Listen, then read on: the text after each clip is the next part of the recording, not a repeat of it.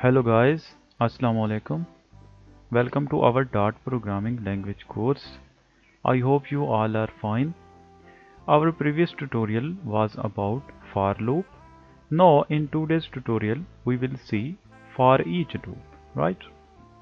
The for each loop iterates over all list elements or variables. It is useful when you want to loop through list or collection. The syntax of for each loop is, right? This is the syntax of for each loop. Let me open VS Code and show you practically. First of all, let me initialize a list of string. Name it as items, right? Here, let me add some items. Item 1, item 2, item 3, item 4, item 5.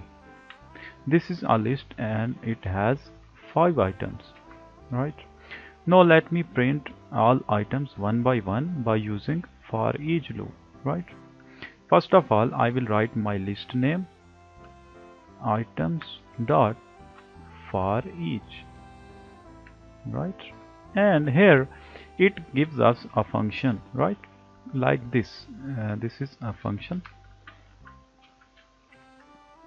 like this, and here it gives us item, right? One by one, like this.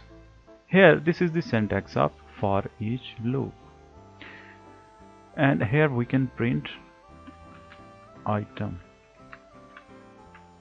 Let me run this. Here you can see it is printing all the items one by one, right? When we use for each, right, on any list, right, it will give us all the items of this list one by one here, right? Here you can see item, right? And we can get this item here and print this, right?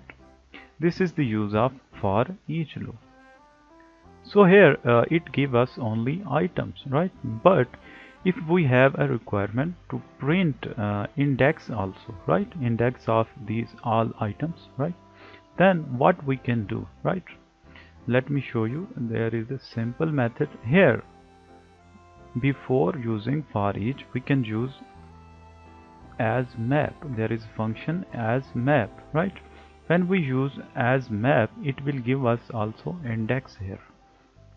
Index and item, right? Here you can see here it will give us index and item, right? Here we can print both.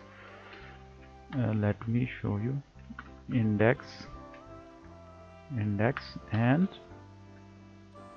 value item. Now let me print.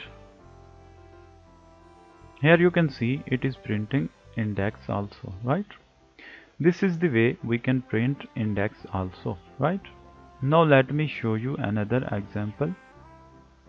For example, I have a list of integer items, and inside this list there are different numbers,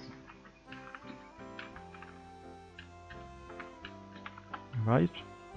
Now we will calculate sum of all the numbers by using for each loop, right? Items dot for each loop.